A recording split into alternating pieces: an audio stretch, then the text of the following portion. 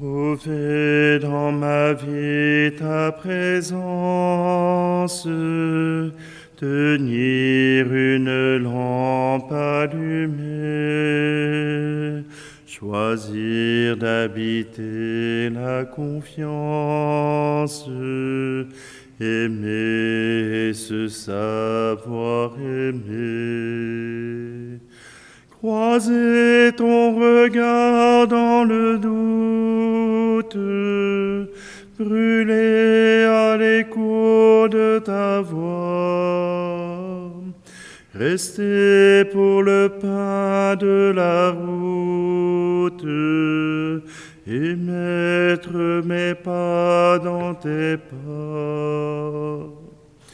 Trouver dans ma vie ta présence, tenir une lampe allumée, choisir d'habiter la confiance, aimer et se savoir aimer. Brûler quand le feu devient cendre, partir vers celui qui attend, choisir de donner sans reprendre, fêter le retour d'un enfant. Trouver dans ma vie ta présence, tenir une lampe allumée, choisir d'habiter la confiance, aimer et se savoir aimer. Aimer, se savoir aimer. Nous sommes réunis au nom du Père, du Fils et du Saint-Esprit. Amen. Le Seigneur soit avec vous. Bienvenue en ce samedi 28 janvier. C'est la fête de Saint Thomas d'Aquin. Saint Thomas d'Aquin est celui qui a écrit la Somme théologique. Oui, cela peut être assommant de lire cette somme. Saint Thomas d'Aquin est né en Italie, près du mont Cassin, en 1225. C'est l'effervescence des universités. Et déjà, très jeune, Thomas d'Aquin cherche le mystère de Dieu. C'est un homme qui est très intelligent. Il sera d'ailleurs l'élève d'Albert le Grand à Cologne. Tout de suite, Albert le reconnaît en lui une grande intelligence et il met beaucoup de temps pour l'aider. Thomas d'Aquin sera un dominicain et sa grande intelligence lui ouvrira beaucoup de portes et entre autres, Albert l'envoie à Paris pour aider ses frères à l'université.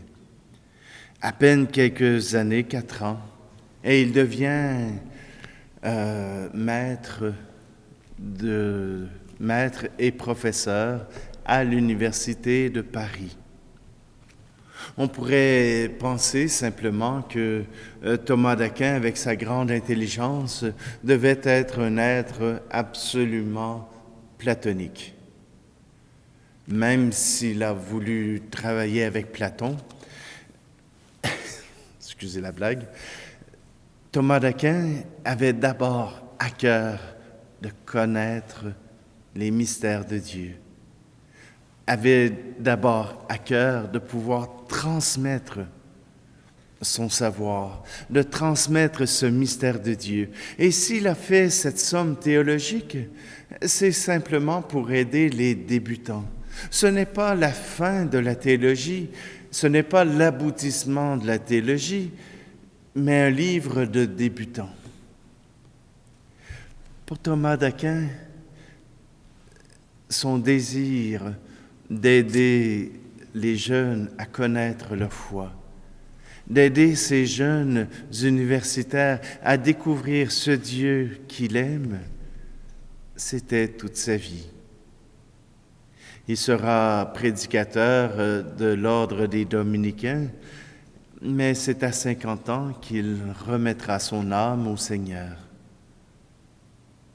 Thomas d'Aquin fut un illustre théologien, mais encore plus, un illustre disciple du Christ. Sa foi, il l'a partagée. Sa foi, nous pouvons la recueillir en nous-mêmes. C'est donc avec lui que nous sommes invités à proclamer notre foi par cette célébration que nous portons ensemble.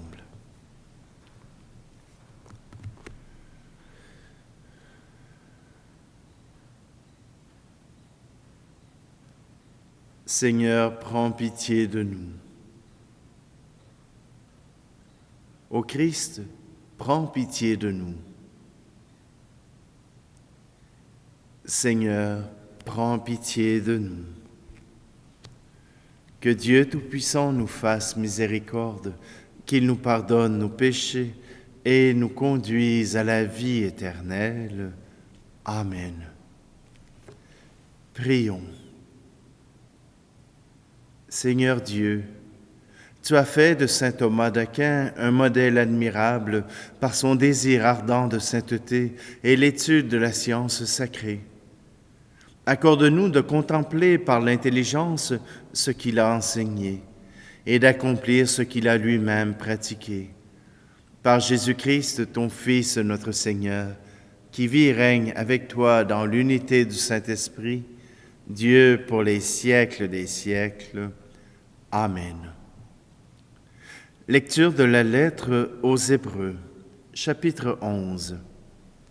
Frères, la loi est une façon de posséder ce que l'on espère, un moyen de connaître des réalités qu'on ne voit pas. Et quand l'Écriture rend témoignage aux anciens, c'est à cause de leur foi. Grâce à la foi, Abraham obéit à l'appel de Dieu. Il partit vers un pays qu'il devait recevoir en héritage, et il partit sans savoir où il allait.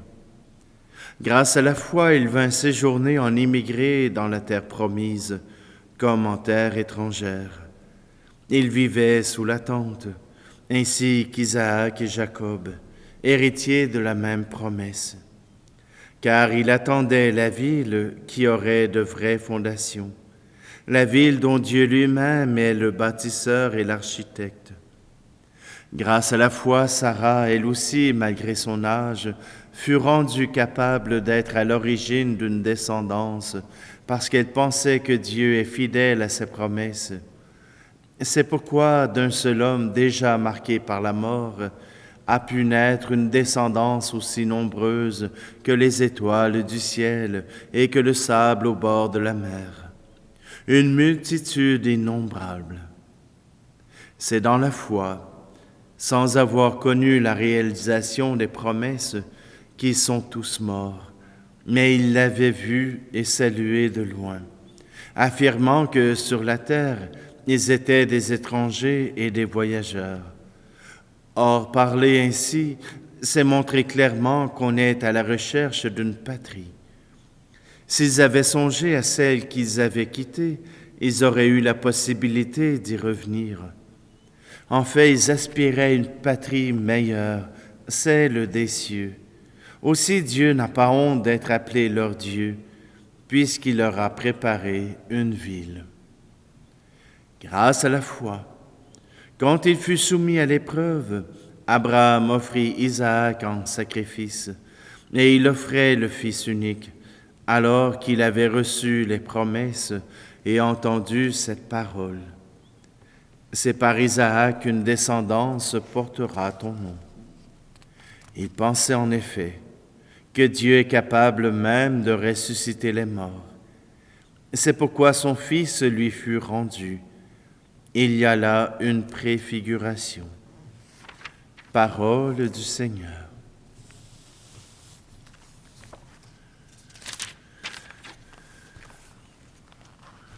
Nous portons un trésor dans des vases d'argile,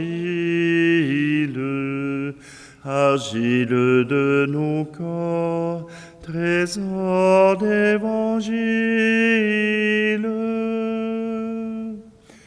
Trésor de foi et d'espérance, dont la richesse nous surprend.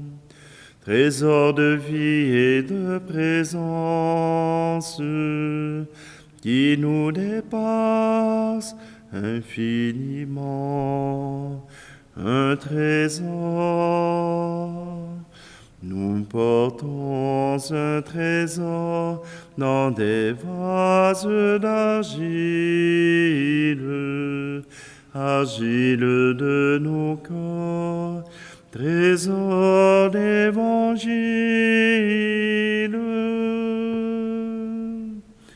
Trésor pour un monde qui cherche et ne sait plus comment puiser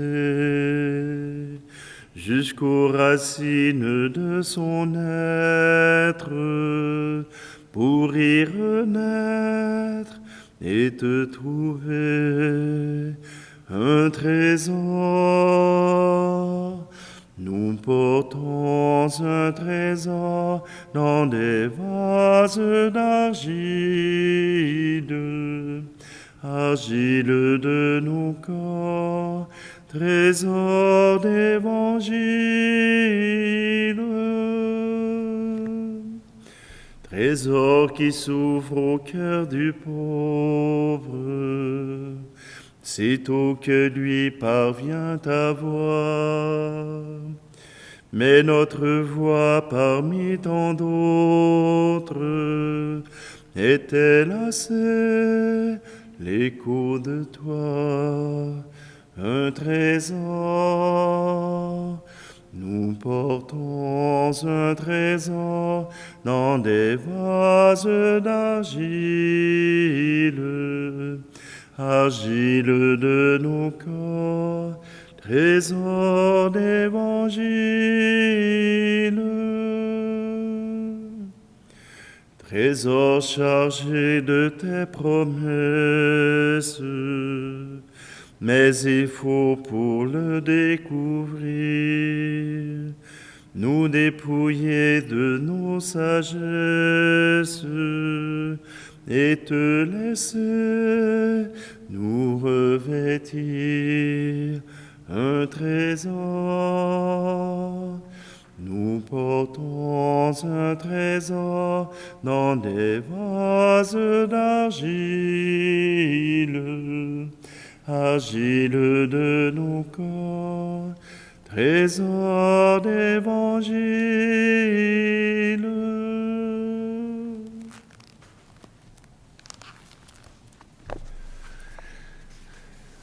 Alléluia, alléluia, alléluia, alléluia, alléluia, alléluia, alléluia, alléluia. Dieu a tellement aimé le monde qu'il a donné son Fils unique, afin que ceux qui croient en lui aient la vie éternelle.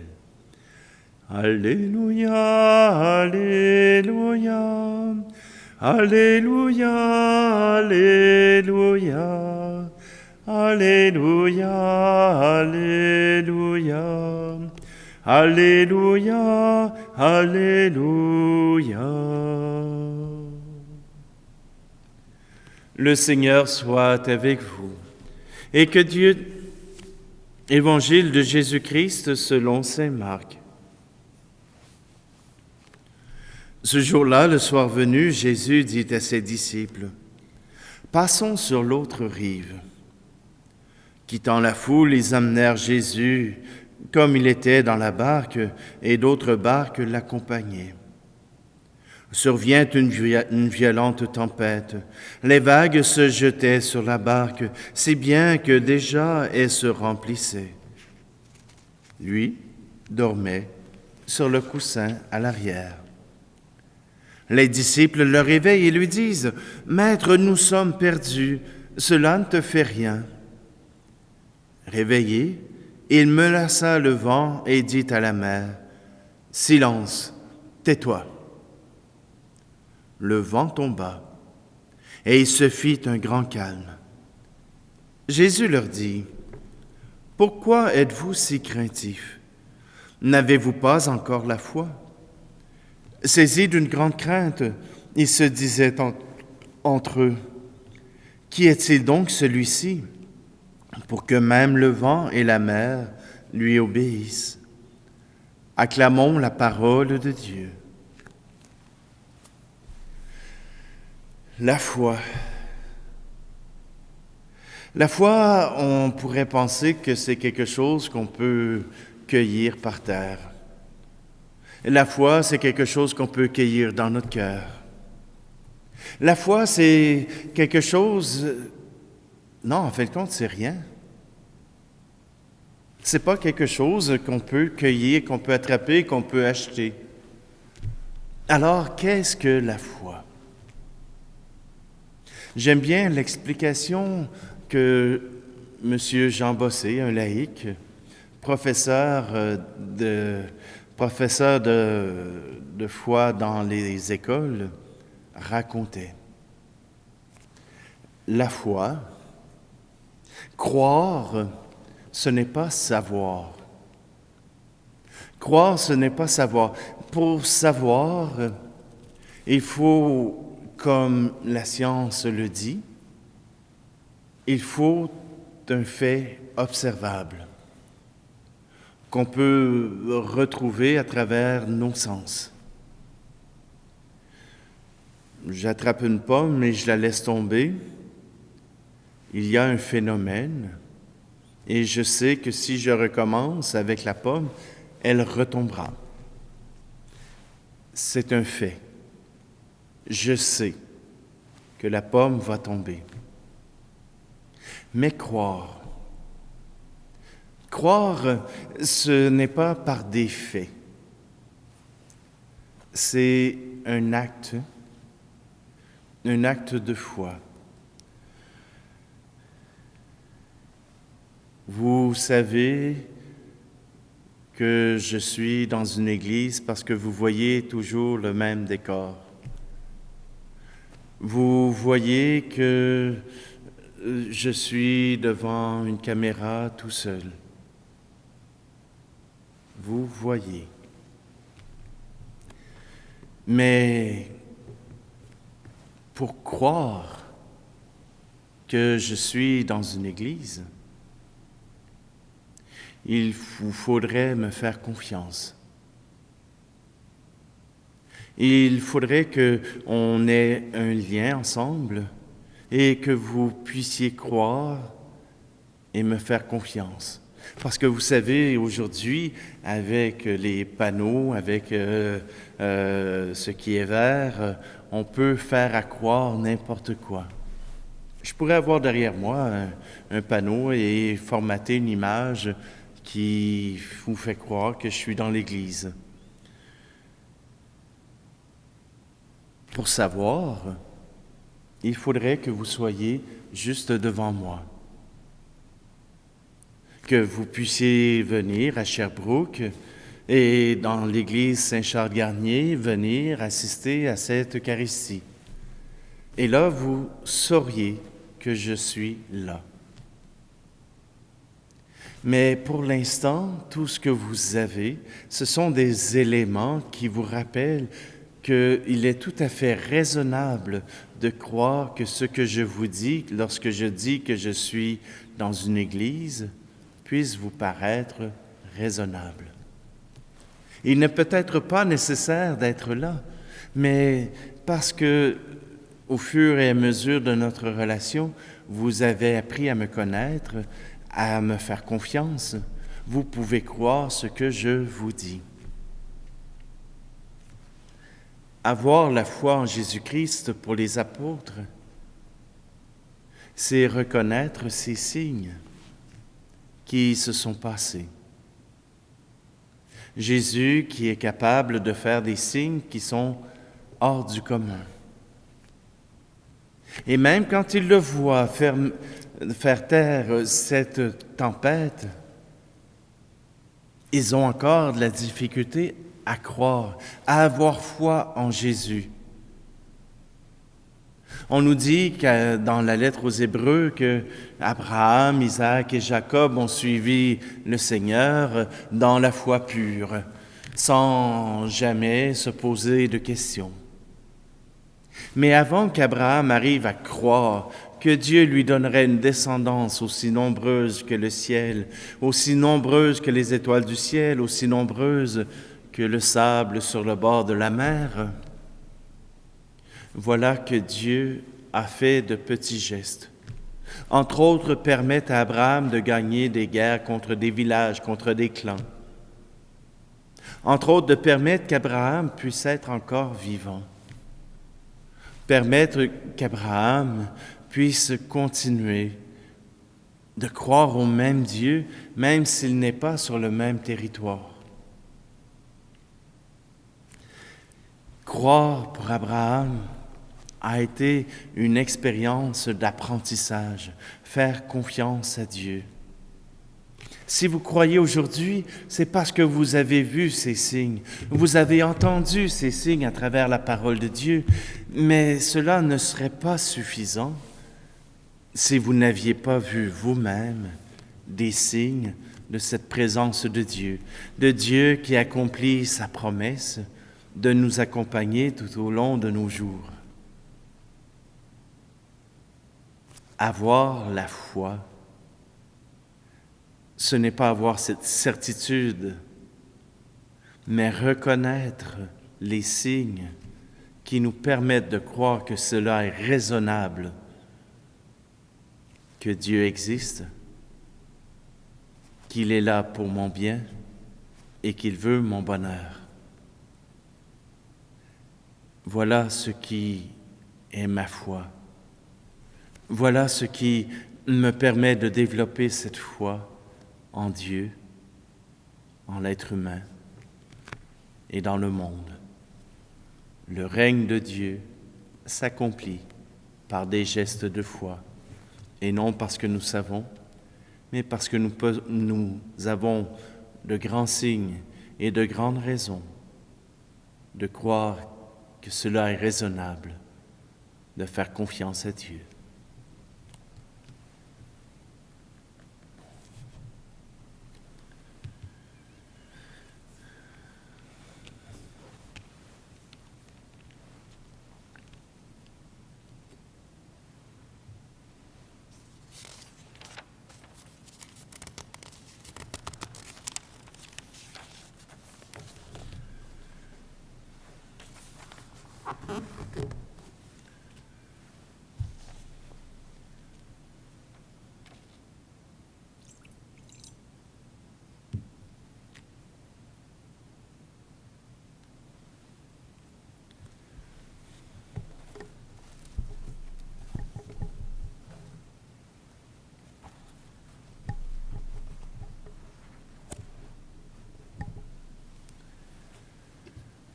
Tu es béni, Seigneur, Dieu de l'univers.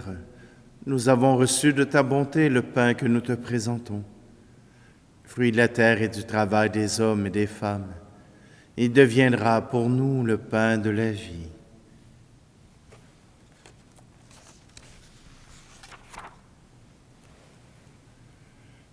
Tu es béni, Seigneur, Dieu de l'univers.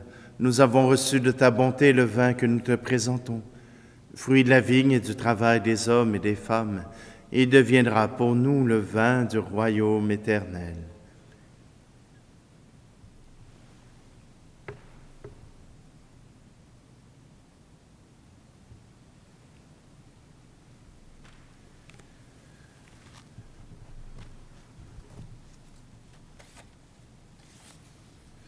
Prions ensemble au moment d'offrir le sacrifice de toute l'Église. Tandis que nous célébrons tes mystères, Seigneur, que ton Esprit Saint répande sur nous la lumière de la foi, dont il n'a cessé d'éclairer saint Thomas d'Aquin, pour que rayonne ta gloire par le Christ, notre Seigneur. Amen. Et je vais prendre la prière eucharistique numéro 4, qui détaille nos raisons de croire en Dieu, qui nous montre que Dieu s'est déjà investi et qu'il est venu avec nous pour nous offrir son salut. Le Seigneur soit avec vous. Élevons notre cœur. Rendons grâce au Seigneur notre Dieu. Vraiment, il est bon de te rendre gloire, de te rendre grâce. Il est juste et bon de te glorifier, Père très saint, car tu es le seul Dieu, le Dieu vivant et vrai. Toi qui es avant tous les siècles, tu demeures éternellement en lumière au-delà de toute lumière. Toi le Dieu de bonté, la source de la vie, tu as fait le monde pour que toute créature soit comblée de tes bénédictions et que beaucoup se réjouissent de l'éclat de ta lumière. Ainsi, la foule innombrable des anges qui te servent jour et nuit se tiennent devant toi et, contemplant la splendeur de ta face, n'interrompent jamais leur louange. Unis à leur hymne d'allégresse, avec la création tout entière qui t'acclame par nos voix, Dieu, nous te chantons. Saint très saint est le Seigneur, Dieu de l'univers. Le ciel et la terre sont remplis de ta gloire. Hosanna, Hosanna, Hosanna au plus haut des cieux. Hosanna au plus haut des cieux. Saint très saint est le Seigneur, Dieu de l'univers. Béni soit celui qui vient au nom du Seigneur. Hosanna, Hosanna, Hosanna au plus haut des cieux. Hosanna au plus haut des cieux. Père très saint, nous proclamons que tu es grand et que tu as fait toutes choses avec sagesse et par amour. Tu as créé l'homme à ton image et tu lui as confié l'univers, afin qu'en te servant, toi seul, son Créateur, il règne sur la création. Comme il avait perdu ton amitié par sa désobéissance, tu ne l'as pas abandonné au pouvoir de la mort. Dans ta miséricorde, tu es venu en aide à tous les humains, pour qu'ils te cherchent et puissent te trouver. Tu as multiplié les alliances avec eux, et tu les as formés par les prophètes dans l'espérance du salut. Tu as tellement aimé le monde, Père très saint, que tu nous as envoyé ton Fils unique lorsque les temps furent accomplis, pour qu'il soit notre Sauveur. Dieu fait homme conçu de l'Esprit Saint, né de la Vierge Marie. Il a vécu notre condition humaine en toutes choses excepté le péché, annonçant aux pauvres la bonne nouvelle du salut, aux captifs la délivrance, aux affligés la joie. Pour accomplir le dessein de ton amour, il s'est livré lui-même à la mort, et par sa résurrection, il a détruit la mort et renouvelé la vie, afin que désormais notre vie ne soit plus à nous-mêmes, mais à lui qui est mort et ressuscité pour nous. Il a envoyé d'auprès de toi, Père, comme premier don fait aux croyants, l'Esprit Saint qui continue son œuvre dans le monde et achève toute sanctification. Que ce même Esprit Saint, nous t'en prions, Seigneur, sanctifie ces offrandes, qu'elles deviennent ainsi le corps et le sang de notre Seigneur Jésus le Christ, dans la célébration de ce grand mystère que lui-même nous a laissé en signe de l'alliance éternelle.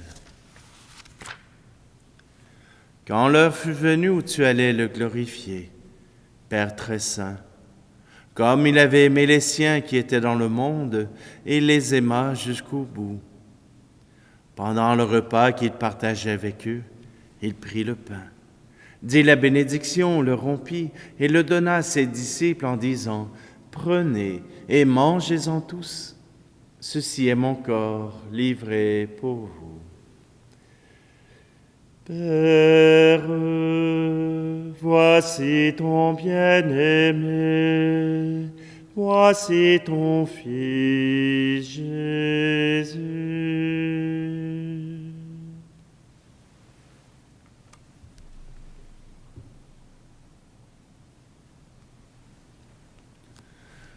De même, il prit la coupe remplie de vin. Il rendit grâce et la donna à ses disciples en disant, « Prenez et buvez-en tous, car ceci est la coupe de mon sang, le sang de l'alliance nouvelle et éternelle, qui sera versé pour vous et pour la multitude en rémission des péchés. Vous ferez cela en mémoire de moi. » Père, voici ton bien-aimé, voici ton Fils Jésus.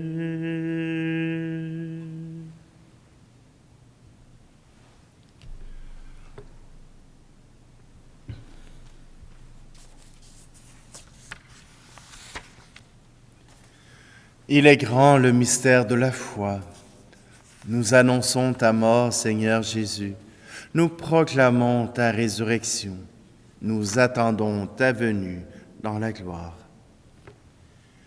Voilà pourquoi, Seigneur, nous célébrons aujourd'hui le mémorial de notre rédemption, en rappelant la mort du Christ et sa descente au séjour des morts, en proclamant sa résurrection et son ascension à ta droite.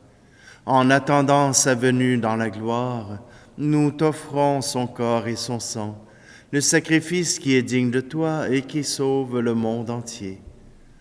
Regarde, Seigneur, celui qui s'offre dans le sacrifice que toi-même as préparé pour ton Église, et dans ta bonté, accorde à tous ceux qui vont partager ce pain et boire à cette coupe, d'être rassemblés par l'Esprit Saint en un seul corps, pour qu'ils deviennent eux-mêmes dans le Christ une vivante offrande à la louange de ta gloire.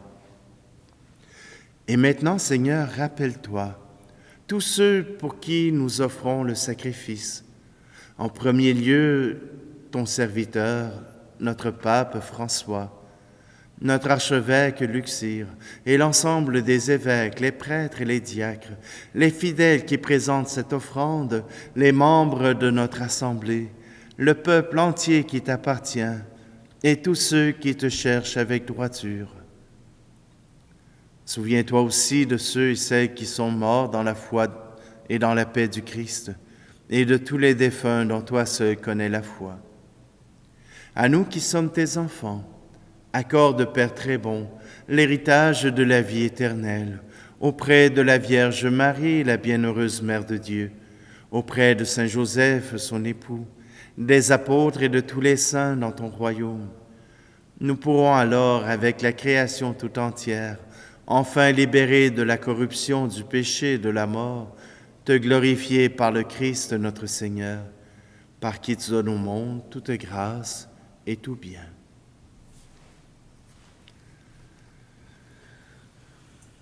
Par lui, avec lui et en lui, à toi, Dieu le Père Tout-Puissant, dans l'unité du Saint-Esprit, tout honneur et toute gloire pour les siècles des siècles.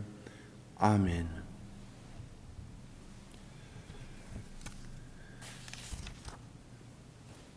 Si Jésus nous a bien appris quelque chose, c'est à faire confiance au Père. À faire confiance au Père parce qu'il a promis de prendre soin de nous. Alors redisons ensemble cette prière. Notre Père qui es aux cieux, que ton nom soit sanctifié, que ton règne vienne, que ta volonté soit faite sur la terre comme au ciel. Donne-nous aujourd'hui notre pain de ce jour. Pardonne-nous nos offenses, comme nous pardonnons aussi à ceux qui nous ont offensés. et ne nous laisse pas entrer en tentation, mais délivre-nous du mal. Délivre-nous de tout mal, Seigneur, et donne la paix à notre temps. Soutenus par ta miséricorde, nous serons libérés de tout péché, à l'abri de toute épreuve. Nous qui attendons que se réalise cette bienheureuse espérance, l'avènement de Jésus-Christ, notre Sauveur. Car c'est à toi qu'appartiennent le règne, la puissance et la gloire, pour les siècles des siècles. Seigneur Jésus-Christ, tu as dit à tes apôtres, « Je vous laisse la paix, je vous donne ma paix. » Ne regarde pas nos péchés, mais la foi de ton Église, pour que ta volonté s'accomplisse. Donne-lui toujours cette paix et conduis-la vers l'unité parfaite, toi qui vis et règnes pour les siècles des siècles. Amen. Que la paix du Seigneur soit toujours avec vous. Si vous avez la chance aujourd'hui, échangez cette paix avec quelqu'un. Et s'il est tout à côté de vous, bien, faites-le maintenant. Agneau de Dieu qui enlève le péché du monde, prends pitié de nous. Agneau de Dieu qui enlève le péché du monde, prends pitié de nous. Agneau de Dieu qui enlève le péché du monde, donne-nous la paix.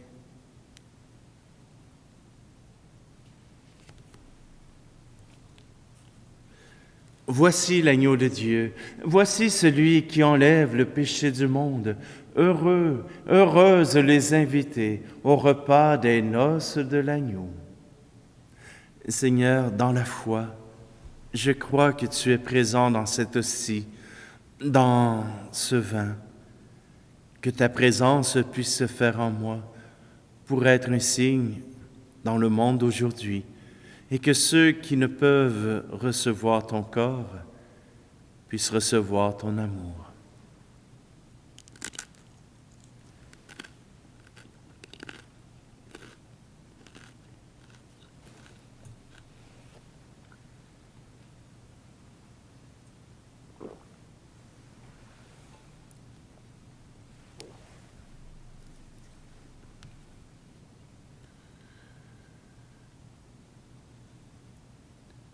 Déjà réconfortés par le pain du ciel, nous t'adressons, Seigneur, cette humble prière, qu'en suivant les leçons de saint Thomas d'Aquin, nous demeurions dans l'action de grâce pour les dons que nous avons reçus par le Christ, notre Seigneur. Amen. Le Seigneur soit avec vous, et que Dieu Tout-Puissant vous bénisse, lui qui est Père, Fils et Esprit Saint. Amen. Allez dans la paix et la joie du Christ. Trouvez dans ma vie ta présence, tenir une lampe allumée, choisir d'habiter la confiance, aimer et se savoir aimer.